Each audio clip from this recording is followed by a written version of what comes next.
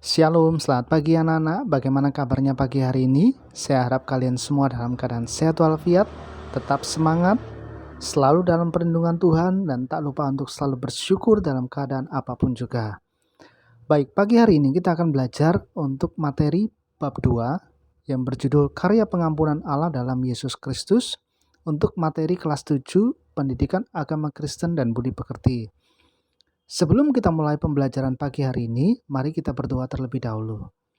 Bapa, dalam nama Tuhan Yesus, kami mengucapkan syukur dan terima kasih untuk pagi hari ini. Kami boleh datang di hadapan-Mu Tuhan untuk belajar tentang materi bab 2 kelas 7 Pendidikan Agama Kristen, yaitu Karya Pengampunan Allah dalam Yesus Kristus. Sebelum kami memulai pembelajaran pagi hari ini, berikan kami hikmat, marifat, supaya kami dapat memahami materi ini dengan jelas dan terang, untuk kami terapkan di dalam kehidupan kami sehari-hari. Terima kasih Tuhan, terpujilah nama-Mu, hanya di dalam nama Tuhan Yesus kami sudah berdoa dan mengucapkan syukur. Haleluya, amin. Dasar firman Tuhan untuk materi pagi hari ini yang pertama terambil di dalam Efesus pasal 4 ayat 32. Di sini dikatakan, tetapi hendaklah kamu ramah seorang terhadap yang lain, penuh kasih mesra dan saling mengampuni, sebagaimana Allah di dalam Kristus telah mengampuni kamu. Jadi di sini dikatakan firman Tuhan dengan jelas dan terang mengatakan supaya kita ini ramah seorang terhadap yang lain, penuh kasih mesra dan saling mengampuni, sebagaimana Allah di dalam Kristus telah mengampuni kita.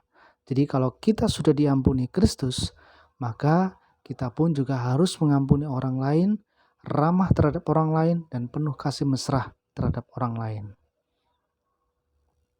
Dasar firman Tuhan yang kedua yaitu terambil di dalam Kolose pasal 3 ayat 13. Di sini dikatakan, sabarlah kamu seorang terhadap yang lain, dan ampunilah seorang akan yang lain, apabila yang seorang menaruh dendam terhadap yang lain. Sama seperti Tuhan telah mengampuni kamu, kamu perbuat jugalah demikian. Sekali lagi ditegaskan dalam firman Tuhan ini, bahwa kita ini harus sabar seorang terhadap yang lain, mengampuni seorang akan yang lain, yang apabila ada dendam terhadap yang lain. Sama seperti Tuhan juga telah mengampuni kita, maka kita pun juga harus berbuat demikian. Jadi dari kedua firman Tuhan ini dapat kita simpulkan bahwa kita ini harus ramah, sabar, penuh kasih mesra, dan saling mengampuni seorang terhadap yang lain, seperti juga Kristus telah mengampuni kita. Makna pengampunan. Makna yang pertama yaitu mengampuni artinya memaafkan seorang atas kesalahan yang dilakukannya dan tidak mengungkit kesalahan itu lagi.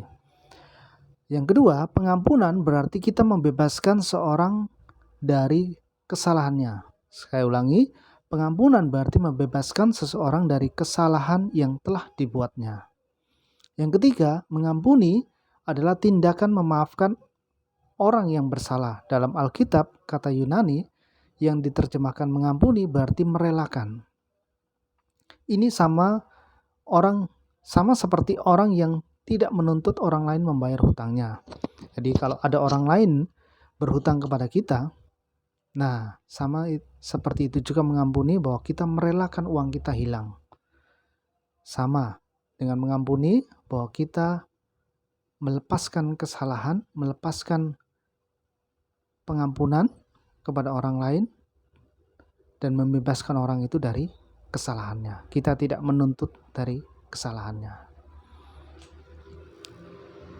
Pengampunan Allah. Berikut ini adalah beberapa alasan Allah mengutus Yesus turun ke dunia. Alasan yang pertama adalah karena Allah mengasihi manusia. Sebesar apapun kekecewaannya terhadap manusia, hal itu tidak mengurangi cintanya yang begitu dalam pada manusia. Allah mengasihi semua ciptaannya dan Dia selalu memberi kesempatan untuk bertobat dan kembali padanya.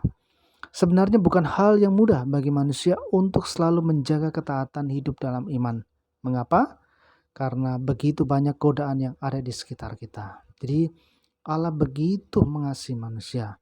Firman Tuhan dikatakan di dalam Yohanes 3 ayat 16, karena begitu besar kasih Allah akan dunia ini, sehingga ia telah mengaruniakan anaknya yang tunggal kepada kita, supaya setiap orang yang percaya kepadanya tidak akan binasa, melainkan beroleh hidup yang kekal. Jadi karena kasih Tuhan bagi manusia, dia mengaruniakan anaknya yang tunggal supaya kita diselamatkan. Seberapapun kita berdosa, seberapapun kita telah berbuat jahat kepada Tuhan, namun Tuhan terus dan selalu mengasihi kita. Oleh karena itu, pengampunan yang Tuhan sudah berikan kepada kita jangan disia-siakan, melainkan kita harus hidup taat sungguh-sungguh kepada Tuhan. Ya, tadi dikatakan mengapa? Karena begitu banyak godaan ada di sekitar kita. Banyak godaan, maka kita harus semakin sungguh-sungguh kepada Tuhan, supaya pengampunan yang Tuhan berikan kepada kita itu tidak sia-sia. Alasan yang kedua, Allah Maha Mengampuni. Jadi dia bersedia mengampuni manusia yang bertobat dan berbalik padanya. Ketika Yesus ditanya berapa kali kita harus mengampuni orang yang bersalah kepada kita, jawab Yesus 70 kali 7 kali. Artinya pengampunan itu tak terbatas. Setiap kali kamu dapat mengampuni sesama, seperti yang dikatakan Rasul Paulus, bahwa kita harus mengampuni orang lain seperti Kristus telah mengampuni kita. Jadi pengampunan itu tak terbatas. Namun bukan berarti ini dimanfaatkan untuk orang itu berbuat salah terus kepada kita. Kita harus menegaskan supaya orang itu tidak mengulangi kesalahannya yang telah dia perbuat kepada kita. Kita memberikan pengampunan, namun kita pun juga harus menegaskan supaya dia pun tidak mengulangi kesalahannya. Sama seperti Allah mengampuni kita, maka kita pun juga harus mengampuni orang yang bersalah kepada kita. Yang ketiga, alasan yang ketiga adalah karena Allah adalah penyelamat. Dia sudah berulang kali menyelamatkan manusia melalui para nabi yang diutusnya. Akhirnya dia rela hadir ke dunia dalam diri Yesus Kristus putranya. Allah turun ke dalam dunia untuk menyelamatkan manusia. Mengapa? Karena manusia yang berdosa tidak akan mampu menyelamatkan sesamanya.